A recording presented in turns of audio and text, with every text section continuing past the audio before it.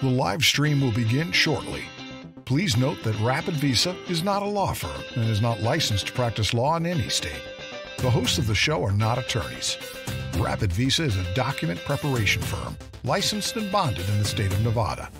We will do our best to answer informational questions during the stream based on our experience in helping tens of thousands of customers successfully apply for their immigration petitions. However, if you need legal advice, we advise you to seek assistance from an attorney. Please post your questions in the comments section during the stream for a chance to win a $100 RapidVisa credit towards a future service. Now, enjoy the show. Welcome to our live immigration Q&A, now streaming live on YouTube, Facebook, and Instagram. Just ask your questions in the comments section of whichever site you're on, and we'll do our best to get to those. Ask your immigration questions in the comments section during the stream for a chance at $100 RapidVisa credit towards a future service. Stay tuned because the winner will be announced at the end of the show.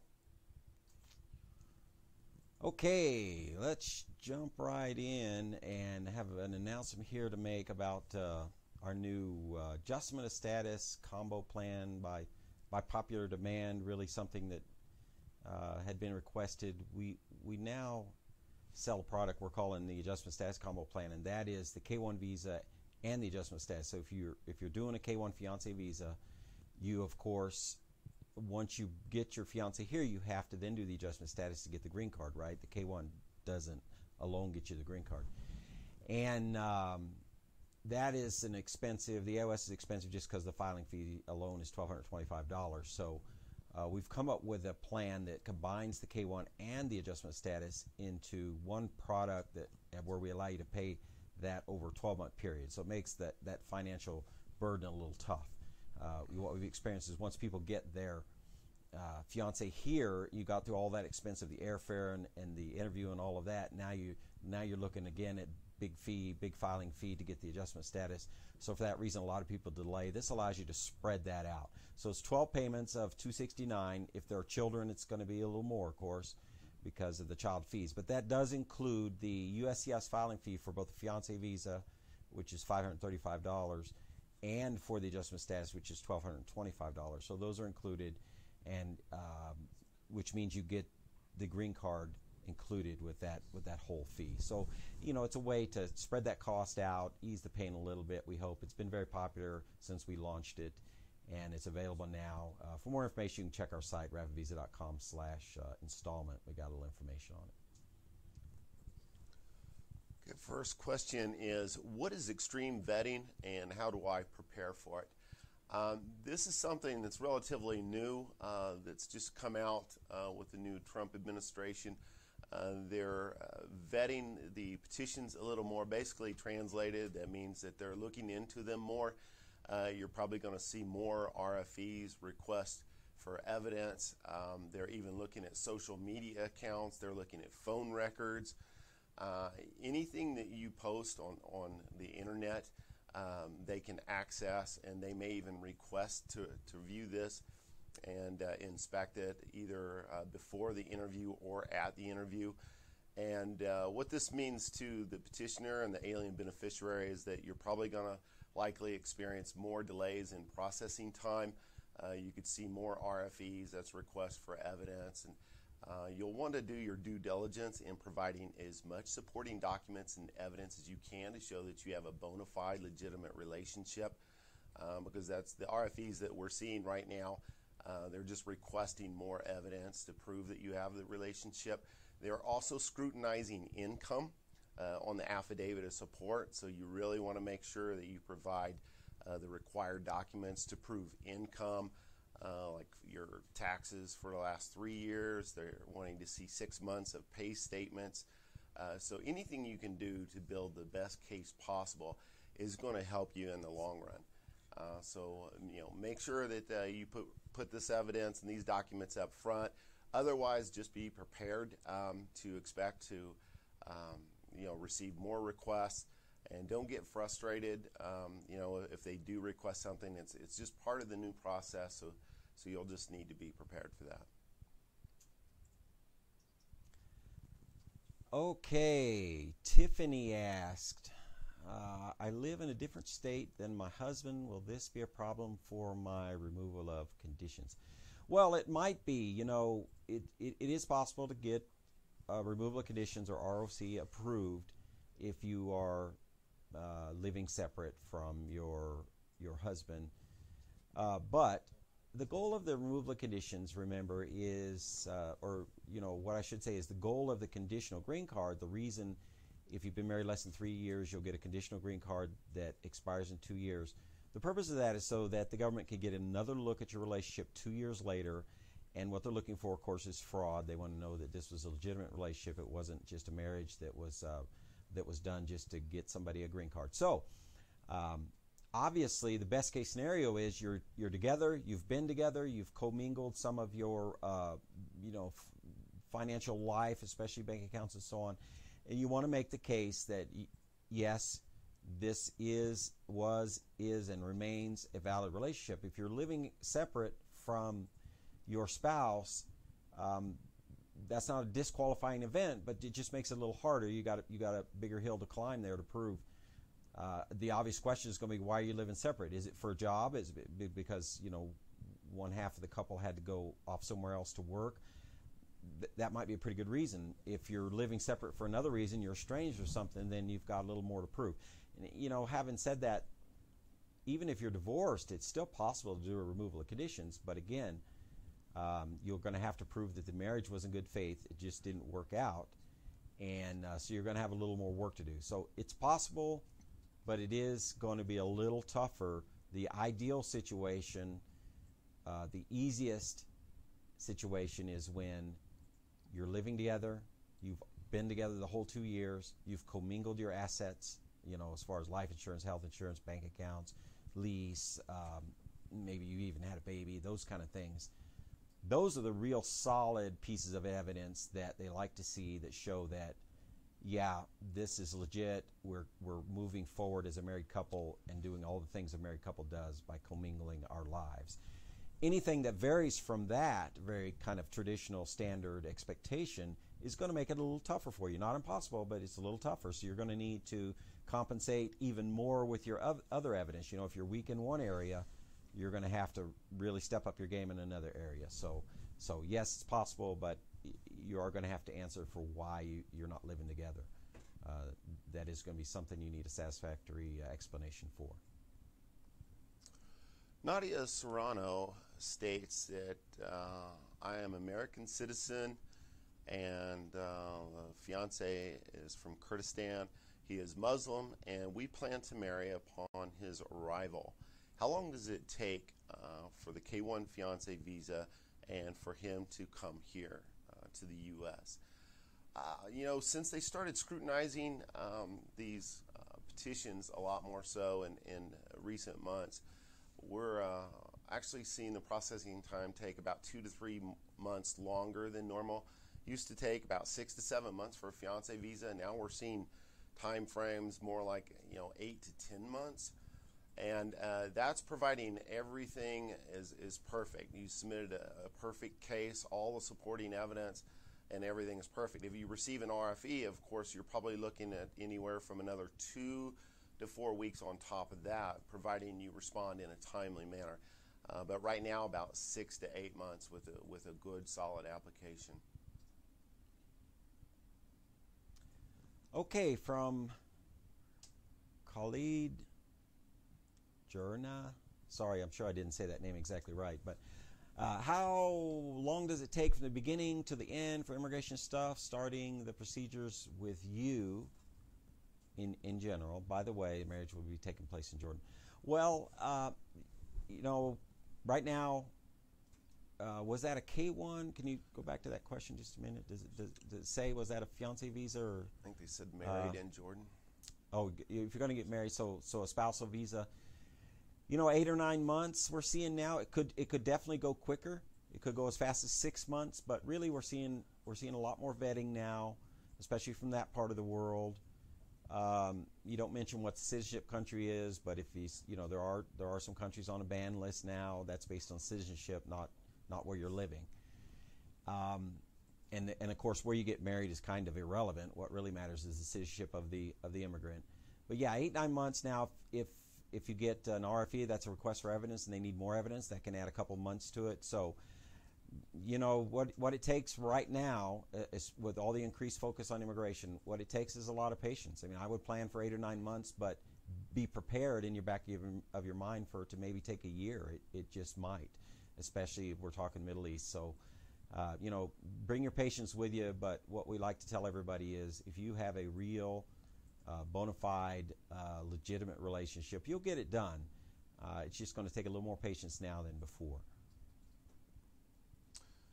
Okay, Jessim Mancha asks, or states that I was employed at the time that we submitted the petition, but we got approved after 9 months, and I'm unemployed now. So it's time to file the DS-160. What do I have to write in the DS-160 form, employed or employed? That's a good question. You're going to want to be truthful and honest with any question and with any form throughout the entire process. So if you're currently unemployed, you would state that you're unemployed, and you could use your home address for the address when they ask for the employer's address. But the more important question comes with the affidavit of support. Since you're filing for the DS-160, that would mean that you're filing for a fiancé visa. And so you're also going to have to file the I-134, that's the affidavit of support. And one thing to keep in mind is that if you're unemployed, you may require a joint sponsor.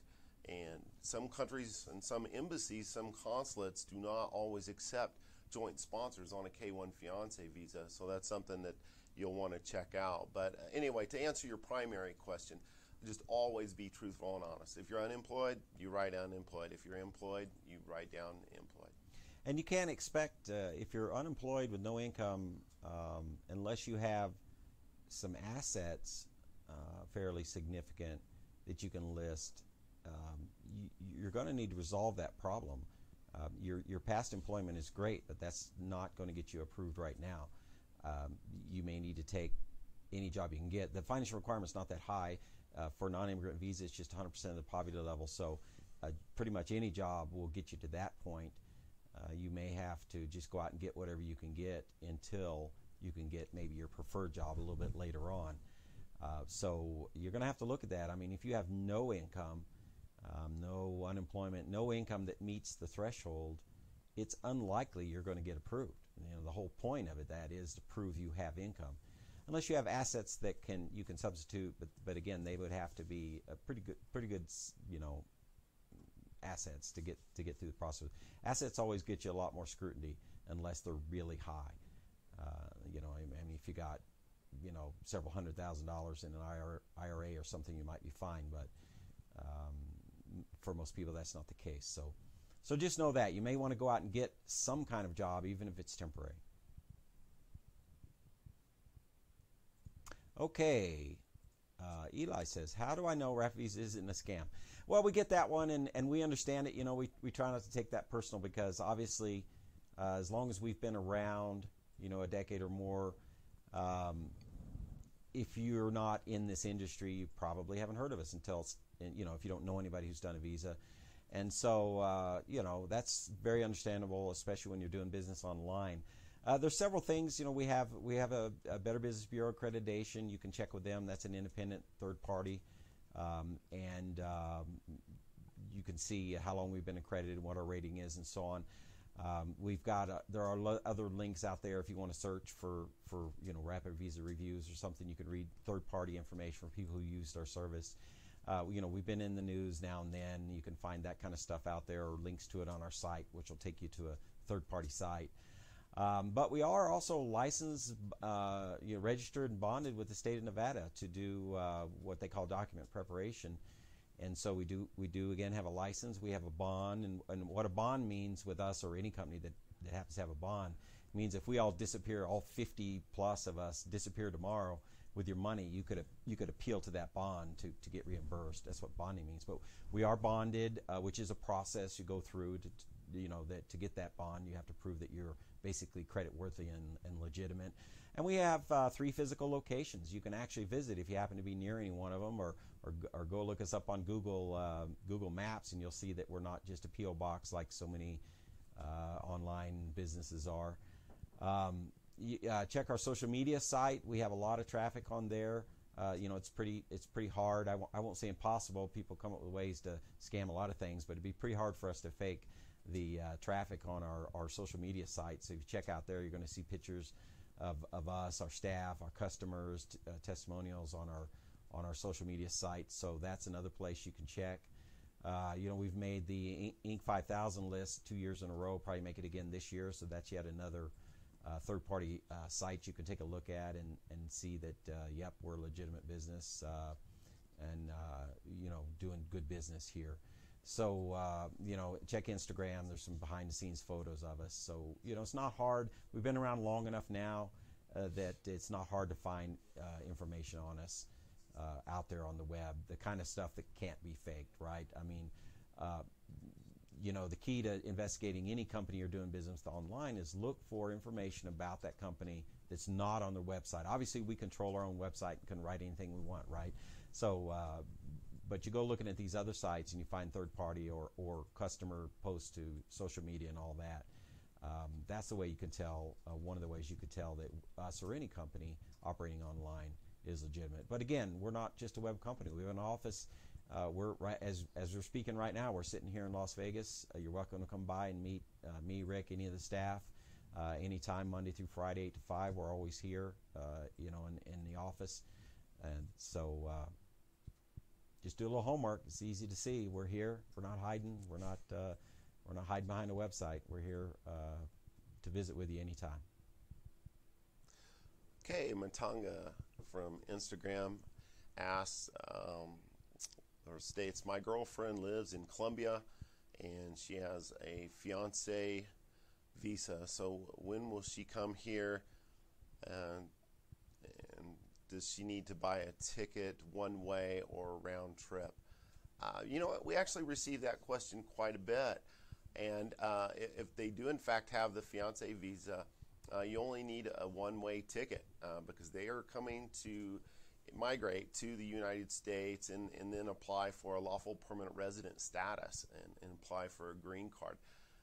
The only time I've read or heard where you require a round-trip ticket is on like a tourist visa, a temporary visa, where you're just coming to visit the U.S. and be a tourist or come to a conference or something like that. But if you're coming here on a K-1 fiancé visa, that is the basically swearing and signing an intent to marry within 90 days of entering the U.S. and staying here and establishing a life together. So you definitely only need one-way ticket. Right, and I'll just weigh in on that one because we hear that one so much. I mean, I've even seen people write whole blog posts about how it's required, and it's just not true. It's absolutely never required for you to have a round-trip ticket when a person has an entry visa, fiancé visa included, or spousal visa. You may get people telling you that at travel agencies or even at the airline, and they're just uninformed. It's absolutely not true. In fact, I did it myself when my wife came here on a fiancé visa. We got a one-way ticket, despite the naysayers. So don't believe what you're told. We do more of these than anybody in the United States, around 35,000 or so. And I can tell you, you absolutely do not need a round-trip ticket. If the airline agent or travel agent or somebody you're talking to is saying that, move on, use another airline, go to somebody that knows what they're doing, because that's a rumor that just won't die, and it's just not true. Under any circumstance, if you have an entry visa, you do not need a round-trip ticket. Okay. Freddie Blakely asks, I've read they passed a bill on where they go into your social media after the interview, which would prolong the process, and that will affect a lot of K-1 visas. My fiancé is from the Philippines. Yes, exactly. It wasn't a bill, I don't think. I don't think much of anything's got through Congress, but it was an executive order or some kind of tweak to the existing policies. But yes, they've always had that authority to really investigate anything. I mean, they do a background check on you and your fiancé and all that. And so in this modern age, part of our background is social media. So it was really only a matter of time until we got to that point. You know, employers have been doing it for a long time, checking your social media. So by now, we all should be smart enough to know that social media is not the place you want to start burying all your soul and your deep, dark political opinions and all of that. You know, that's better left for Thanksgiving dinner. They can and probably will look at your social media sites. They certainly will ask you for that information. And so, yeah, you know, I mean, in immigration, as in life in general, you know, I think we're all learning, especially over this last year, that this is just not the place to go airing all your extreme opinions or opinions any opinion really. I mean, keep social media for your family photos and your dog and your grandchild or whatever, and keep your opinions off of there, because you don't know that the person who's reviewing your case may have the exact opposite opinion that you do. And you know, at the end of the day, you're entitled to your opinion, but I mean, it's like a job interview. You got a right to wear whatever you want, but you go in there with face tattoos and a T-shirt, you're probably not going to get the job. Well, this is the same thing. Yeah, you have a right to say anything you want. You have a right to believe anything you want, but it's not always in your best interest, and that especially applies with immigration. So, yeah, clean it up. You know, pare it down if you need to. You know, block all those people that, you know, those relatives that post all that stuff that you don't believe anyway, but they put those memes up there. You know, you really don't need that stuff, because you don't want to get caught up in a guilt by association. You may have a very agreeable, understandable, moderate view on things, but maybe your old uncle doesn't, and he's posting some things that might raise an eyebrow. You know, anything like that, you just don't want to be associated with it, especially right now. So yeah, absolutely, they can and probably will look at it, especially if you're from, you know, what they consider high-risk parts of the world.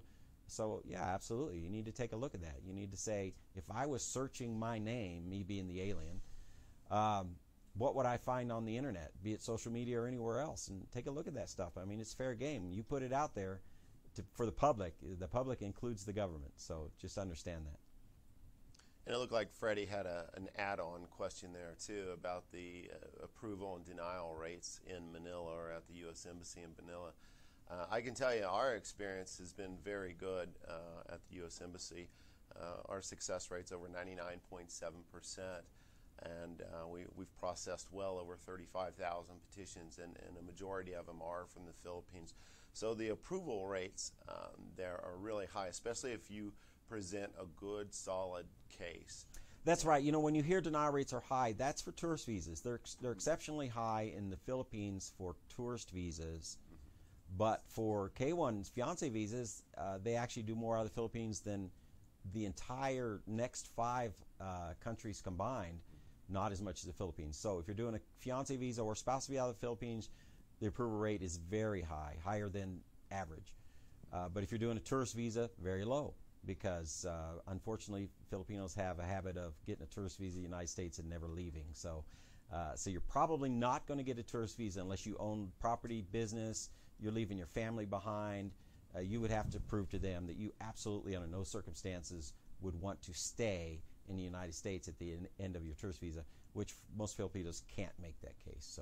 So that's what you're hearing. When you say high, it is high for tourist visas. For family visas, no. It's actually, the denial rate's actually quite low. Carol Menchaca asks, for a CR1, which stage takes longer? Wait times between the petition to approval, or the National Visa Center, or the MVC, waiting of the case number, and then what really happens at the National Visa Center? Very good question, and just to let everyone know, the CR1 process is quite a bit different from the K1 visa process, especially when it comes to the National Visa Center, and that seems to be what the question is focusing on. But to let you know, as far as processing times, the longest processing time is with the USCIS. You're looking at usually about 5 to 6 months at the USCIS. You're looking at usually about 2 to 3 months at the National Visa Center, and then another month at the U.S. Embassy. And then you ask, what do they actually do at the National Visa Center? Well, quite a bit more for a CR1 spousal visa. With the CR1, they're going to gather up supporting documents, civil documents, which could be the a copy of the passport, the birth certificate, the divorce decrees. They're also going to want to see the police certificates, certificate of no marriage or certificate of singleness. And then for the financial side, they want to see the affidavit of support. They want to see tax returns, pay statements. So they want to see proof of your income. So they actually gather up all these documents, and they will not reach out to the U.S. Embassy and schedule the interview until they have received all those documents. So that's another important role that the National Visa Center plays, that they actually communicate with the U.S. Embassy to schedule the interview. They also send out the letters with invoices to collect payments for the actual visa application, and they'll also collect the payment for the affidavit of support. So their role is quite extensive in the CR1 process, and that's why it takes so much longer with the CR1 visa, because it is a multiple part process, and unfortunately now those processing times are taking even longer than they used to in the past. So altogether you're looking at about 8 to 10 months, and that's combining the USCIS stage with the National Visa Center and Embassy stage. Yeah, and I would add to that, while the CR1 is much more complicated and takes longer, it is, for most people, a better idea, or it can be, depending on your situation, just because that does directly get you a green card. Fiancé visa gets you into the United States for the purpose of adjusting status, but then you have to adjust status, and it's a filing fee and all of that, and then another 5 months or so wait to get your green card. With the CR1, when you enter, you already have your temporary 551, which is in your passport, and then within a few weeks of arriving here, your green card will arrive by priority mail, and then you're done. At least until it's time to do your removal of conditions. So it takes a little longer up front, a little more paperwork up front, but in the long term, the CR1, while it might look disadvantageous compared to the K1, in the long term, it will wrap things up quicker for you. Okay, Ticinokans from Instagram says, would our decision lower our chances during my change of status interview since she's not currently at home? So I guess what you're saying here is you're doing adjustment of status, but I don't know if she's the immigrant or you're the immigrant, but it probably doesn't really matter. I guess what you're saying is one of you is not always at home. Is that going to maybe make it a little harder to get approved? Well, you'll have to explain that. If the expectation, and again, I'll have to make some assumptions here. I assume you're doing this adjustment of status due to marriage to a U.S. citizen or green card holder. So the assumption is this adjustment of status is because you've joined your life together. You're now husband and wife, or husband, whatever the case is, and you're starting this life together. And so if you're not together, then you've got some explaining to do. Now, if it's employment, that's the easy explanation. Hey, she works on a cruise ship or whatever, so she's not here a lot. Very understandable if you've got a good, solid explanation for it. If it's that you say she's not constantly at home, if she's gone a lot back to her country or something, then yeah, you've got to have a good reason for that. I mean, the goal here is supposed to be you're combining your life, you're starting off on this new life, this new journey in America, and if that's not the case, if she's rarely there, then sure, that's going to increase your risk of having trouble getting through the interview. It just is, because the whole intent is you're coming here to stay. Even when you get your green card, there's a limit to how long you can stay outside of the United States. And you didn't say outside of the United States, you just said not home, but let's take that a little farther. If you're an immigrant and you get a green card, if you stay out of the United States for longer than you're in it, you risk losing that green card. And if you stay out a year, you abandon the green card. But it can even happen less than a year. If you're gone 4 months, you're back a month. You're gone 4 months, you're back a month. They can just pull your green card and say that you're not immigrating. The intent is you've immigrated, you're living here, period. If your goal is to go back and forth indefinitely and spend a significant amount of time out of the country, it's going to be tough for you to keep that green card. Now, if it's for specific reasons, like your mom is sick or you're going to college or something, you can apply for a travel permit that will allow you to stay out of. There's some ways to preserve that green card, but just know that in their mind, they being the government, the CIS, you're supposed to be coming here, living, going to work or whatever you're going to do, not running around the world, at least initially. So you may have extra work to do. You might want to call us or or somebody else about that. But yeah, you can't just apply adjustment of status and then you're never in the United States, and never living with this person that you have married, because it would be a little unusual for newlyweds. Usually want to be together all the time. You're excited. You're starting your life together. If that's not the case, you're going to need a good explanation for it. Odette Ziegler asks or states that I am single woman South African woman married to a U.S. man. How long will it take? Because we want to start our lives together. He was here for 6 months, had to return in March, and we got married in October of 2017. So I assume that you're filing for a CR1 spousal visa, and again, that's taking about 8 to 10 months on average from start to finish, and that's with a perfect case with no RFEs. That's request for evidence, requesting additional supporting documents. That's also providing submitting all the required documents to show that you are legally married, and with some documents from foreign countries, you need to make sure that they're certified through the appropriate civil authorities. We've seen quite a few documents come out of Africa that look official, but they were not certified through the appropriate civil authorities, and that will automatically generate an RFE or a request for evidence. So you just need to make sure that you have proof of a bona fide legitimate relationship. You have the certified marriage certificate. If either one of you have been married before, you need copies of your divorce decrees, annulment paperwork, or death certificates.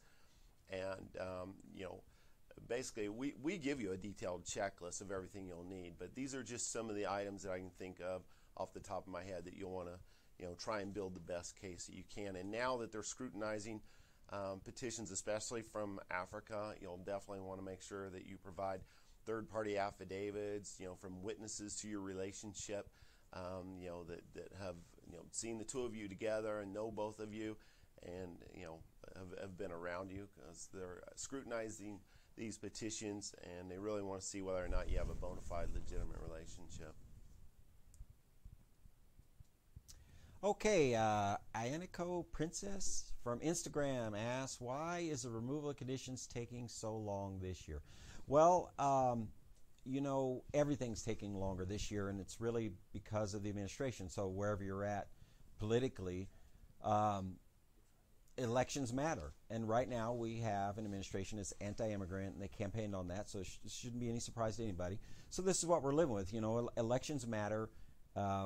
It's not just the sound bites on the evening news. When you have an administration that's anti-immigrant, things are going to slow down. Even legal immigration has slowed down, and in various times, the current administrations, they've even stated that they would like to limit legal immigration, not just illegal immigration. So what they've done is really tighten up the process. Everybody's getting more vetting. Everything is being reviewed. Everything is just being looked at harder. It's just taking longer. We are not seeing an increase in denials, so I don't think you have to have any increased worry about denial.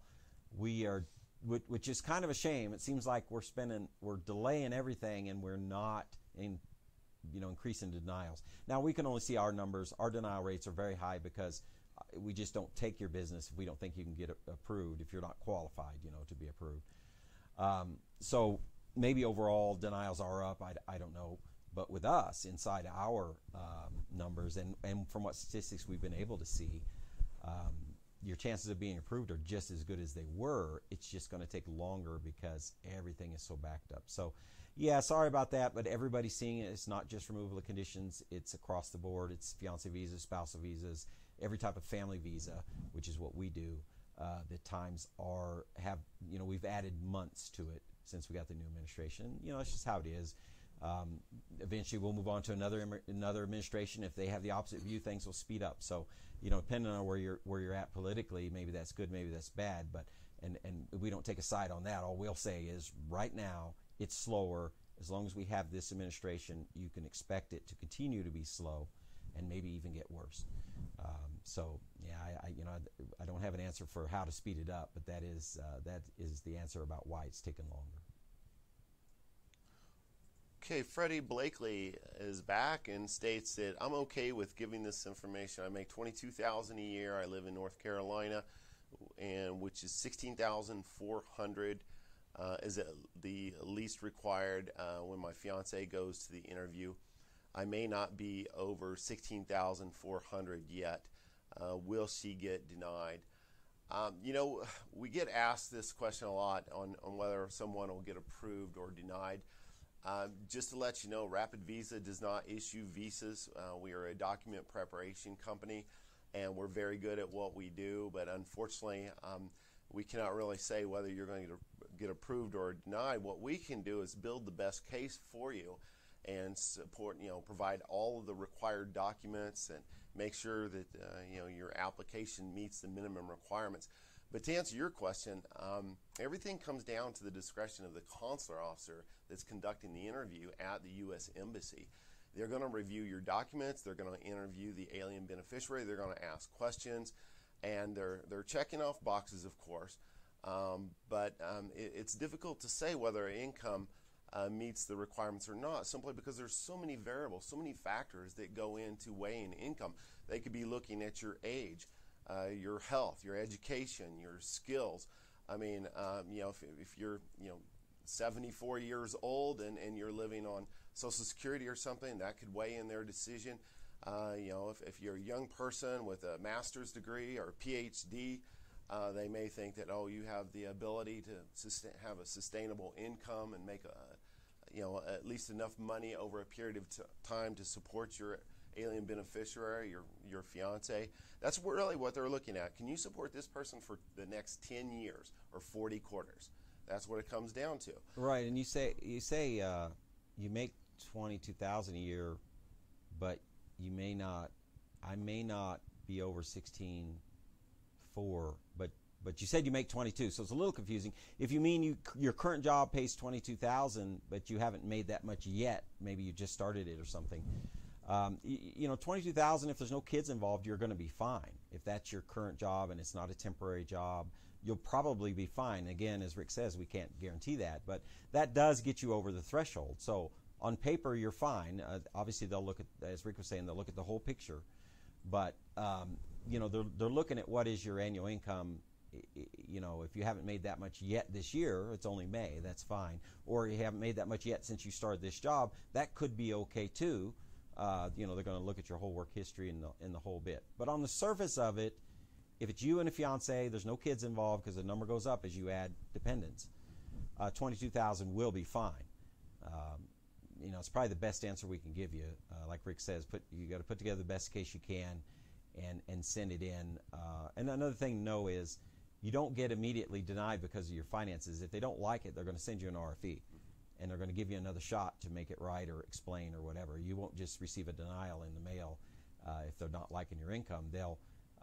They may even ask you for a joint sponsor if they don't like it, depending on the embassy and all of that you're using or what type of petition this is. So, do the best you can, but you should be fine on 22. If not, they'll let you know, and you can go from there.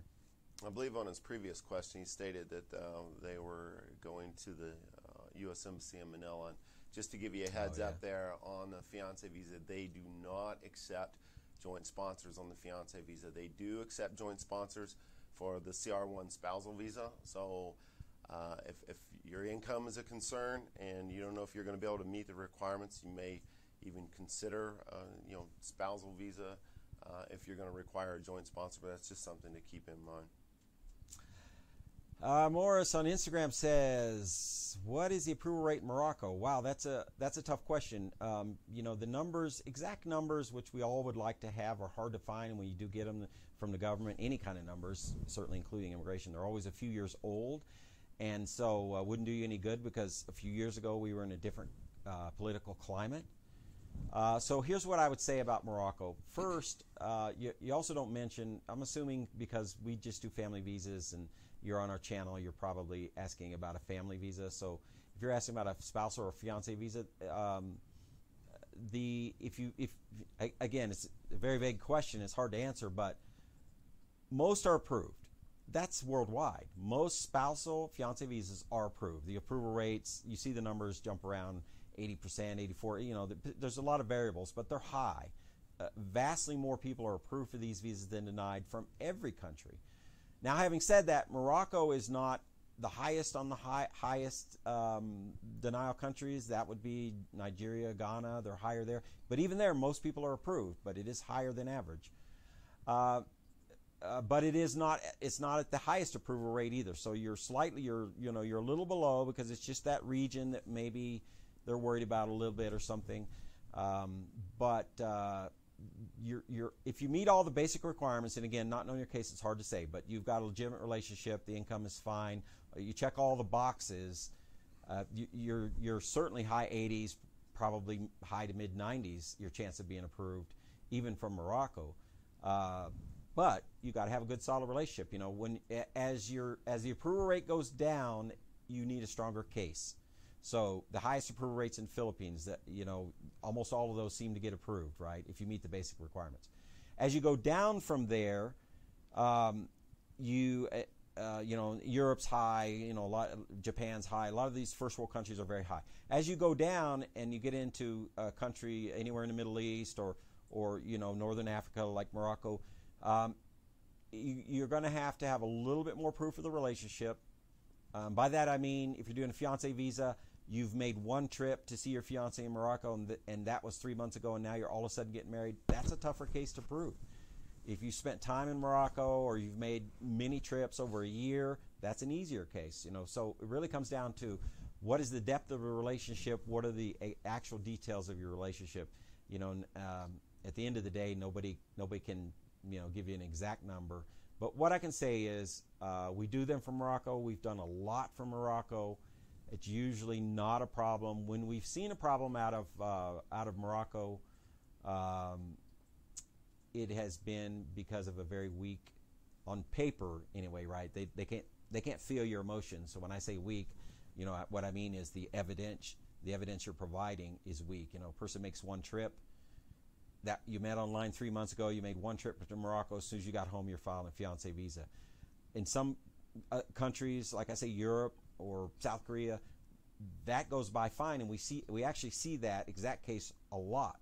A relationship less than 6 months old, one time you physically met each other, and they go right through. But that's really not going to work when you're talking Central Africa, Northern Africa, Middle East. You're going to need a little more than that in most cases. But if you have a little more than that, you're probably going to be fine.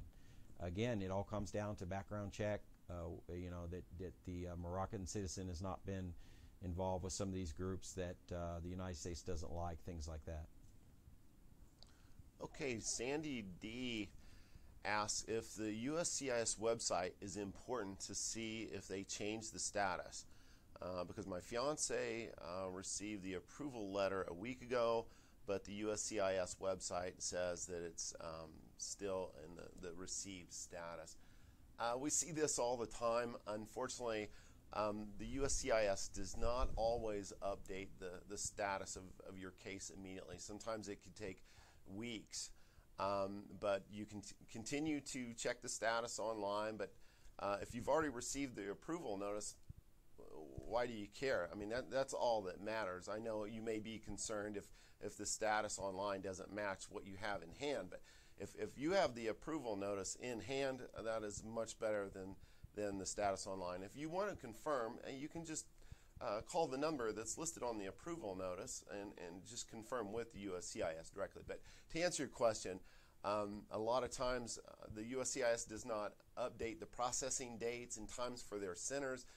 They don't always update the status. I know when I brought my wife to the U.S., I was calling them. I had them on speed dial, and I was able to actually receive the status online from an officer before they changed the status online.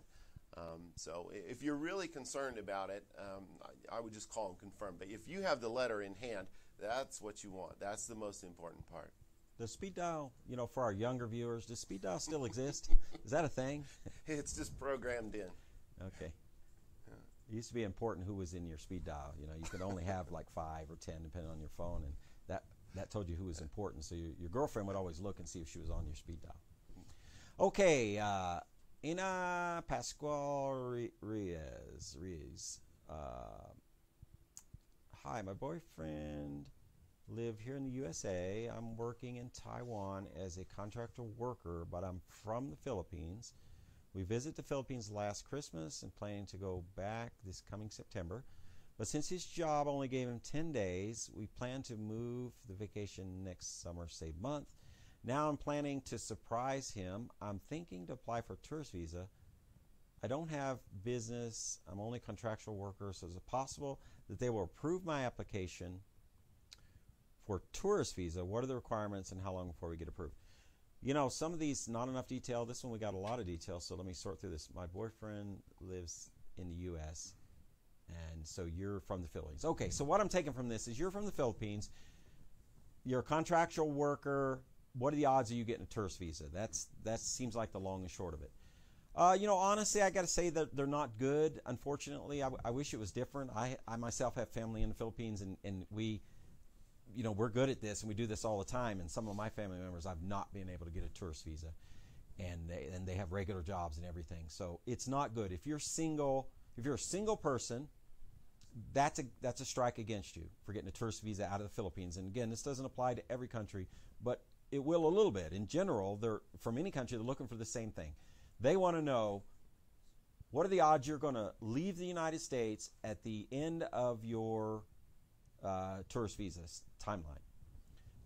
So with the Philippines, the odds are, in their opinion, and I guess in fact, not good that you will leave. So it works against you that you're single, and then, believe it or not, it works against you that you have a fiancé in the United States, because that's yet another temptation for you to stay. What they really want to see is a married, middle-aged business owner with all kind of ties to the community, who knows nobody in the United States and wants to come take some pictures of the Grand Canyon and go back to the Philippines. That's the guy who gets approved. Young people, very difficult to get approved. Single people, very difficult to get approved.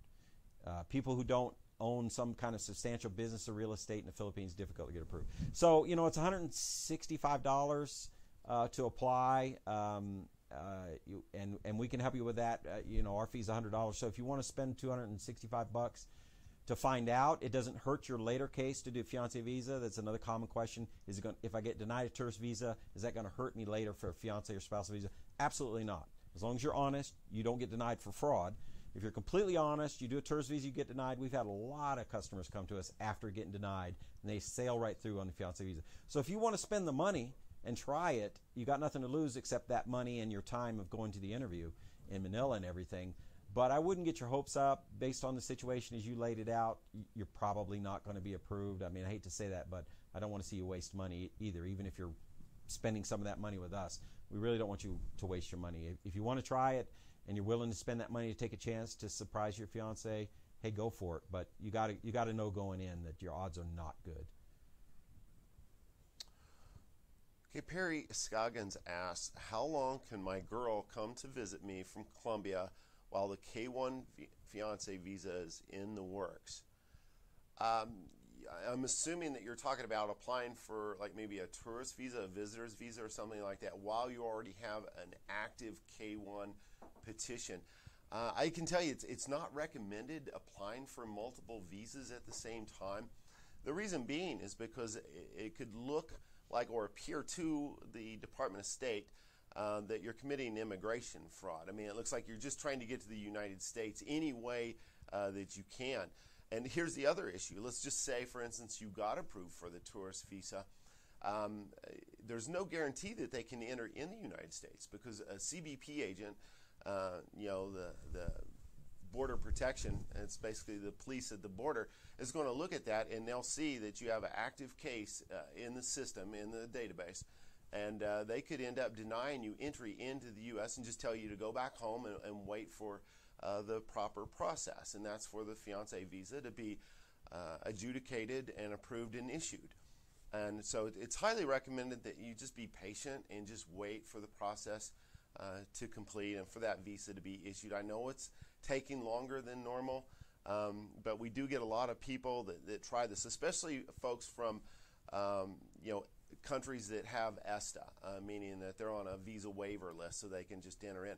We've had numerous customers from Australia, Canada try to enter on an active, and they had a case that was active, and they've been blocked. We hear it, a couple times a week. So you're taking a big risk at, one, losing that money and just throwing that money away, and two, even if you got approved, more than likely the CBP agent, the Customs Border Protection agent, would block them at the point of entry. Yeah, I would just add to that same. I mean, you can try it. It's certainly completely legal, and we've had people do it, especially from Canada. They seem to do it a lot. They'll come down while they're waiting. So yes, it can be done, but you are putting your money at risk. You may get turned away, even though you bought your plane ticket. Now you get turned away. If you already have a visa, if you already have a 10-year B1, B2 tourist visa, it's already in your passport. You've made several trips, which demonstrates to them that you're honoring the terms of the tourist visa. If you've got that track record, you might be able to do it. You might be fine, but there's still no guarantee.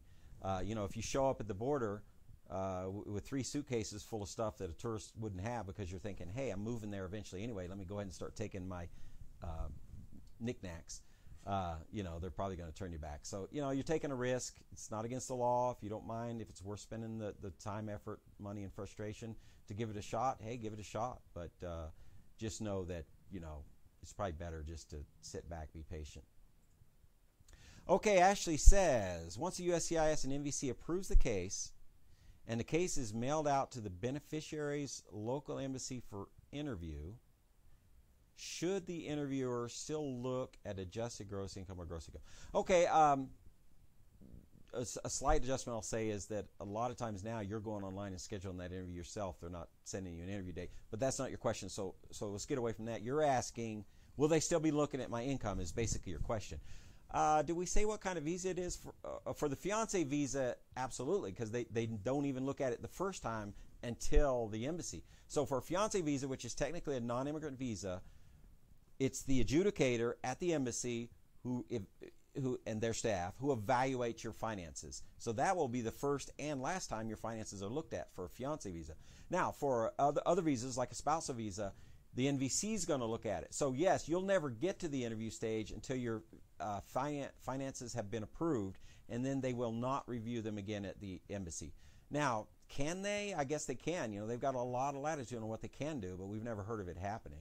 And so, no, they should not. If you're on a CR1, IR2, IR5 parent visa, one of those family visas where you've submitted your affidavit of support to the National Visa Center, and now you've cleared by the Visa Center and they send it to the embassy, no, you're usually at that point past your financial obligation stage or proof, and it's probably not going to come up again. Now, could it? Sure.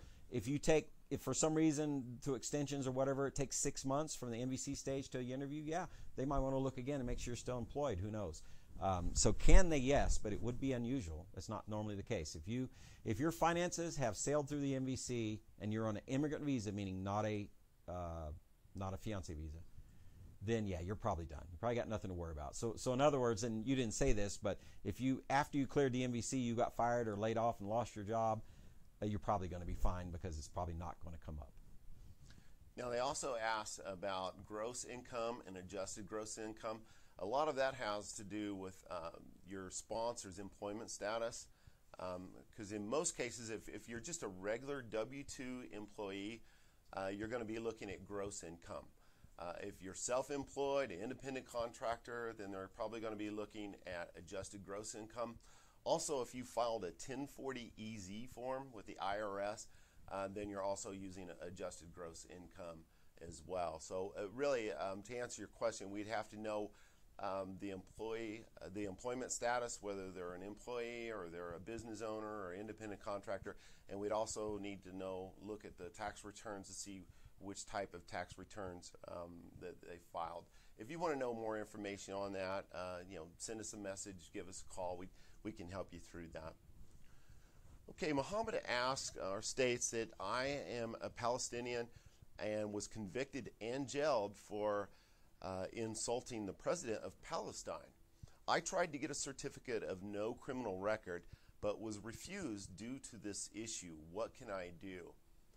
Well, first I can tell you, just about any local civil police station or whatever you call it in your office or your country, it could be a civil liaison office, will issue a police certificate, which is basically your criminal history, your criminal records. You should still be able to obtain that document regardless of your criminal past or criminal history. And I can tell you this from experience, and we work with many countries across the world, they're going to require that document. So you stated in your message that they would not issue you one. Personally, I've never heard of any agency or department not issuing a document. Now, I have heard of where the document listed criminal history and criminal record. Yeah, it sounds like he's saying they won't give him a document of no criminal record, which that seems correct. If you have a criminal record, obviously they're not going to give you a document that says no criminal record.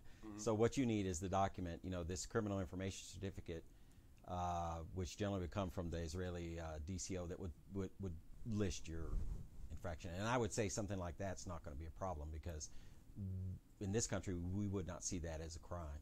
And so if that's the only thing listed, you're probably not going to have any trouble. Okay, what is administrative processing? So administrative processing, for various reasons, some of which you never really find out, your case, you may get an update that tells you your case is in administrative processing. What that means in normal people speak is there's something here we don't like, so we're going to take a little longer to look at your case. So administrative processing does not mean the line is long and my case is taking longer. It does mean there's some peculiarity with your case that somebody wants to take a look at, and so you're going to be delayed, generally 60 days or so. And it could be that they're going to, as a result of that, send you an RFE, a request for evidence, to ask for more information. It could be they're waiting on some kind of background check to come back, something like that. There's something going on. It's frustratingly maddening, that they generally don't give you any more information. It just says AP or administrative processing. But what usually will happen, or many times anyway, will happen is they will ask for something else, and you will just want to provide it, whatever it is, and you'll move on through. What we tell people with the RFEs and administrative processing, typically RFE comes from the CIS, administrative processing comes from the State Department or the NVC. So typically what we tell people is that it's not all good that you got it. Nobody wants to be delayed, but at least you didn't get denial. If your case was flat out unapprovable, they would have just denied it or issued an intent to deny. The fact that you got AP or administrative processing means that they're taking another look, and whatever else you need to provide or you've been asked to provide, you want to really, now's the time to step up your game. So get the best, give them the best answer to their inquiries should you get some. And you don't always with AP. They could be doing something on their own in the background and you're not going to ask for something.